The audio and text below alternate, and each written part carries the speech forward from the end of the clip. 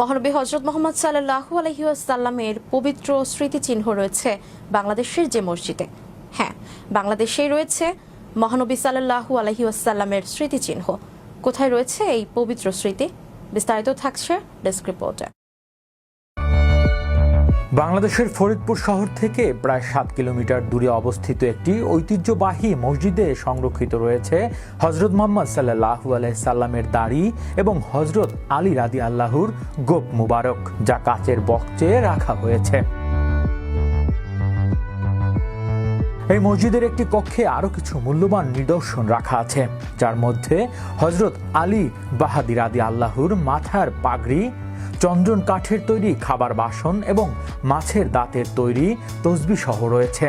এই সমস্ত নিদর্শন হযরত শাহ আলী বাহাদি রাদিয়াল্লাহুর বাগদাদ থেকে ইসলাম প্রচারের উদ্দেশ্যে আসার সময় সঙ্গে করে নিয়ে এসেছিলেন।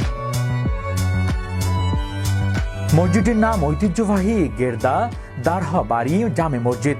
জনশ্রুতি রয়েছে যে শাহ আলী বাগদাদি রহমাতুল্লাহ এখানে প্রথম মসজিদ নির্মাণ করেন। তার মৃত্যুর পর সেই মসজিদে ভগ্নাবশেষের ওপর হিজরি 1013 সনে একটি নতুন মসজিদ নির্মিত হয়।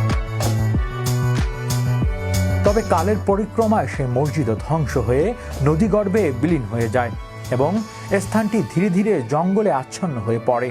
তবে পুরনো মসজিদের অখণ্ড পাথরের তৈরি পিলার সহ অনেক গুরুত্বপূর্ণ নিদর্শন এখনও অক্ষত অবস্থায় রয়েছে। নতুন মসজিদে দুটি প্রবেশ পথে এই অখণ্ড পাথরের 4টি পিলারের কিছু অংশ এখনও সজ্জিত হয়ে শোভা পাচ্ছে।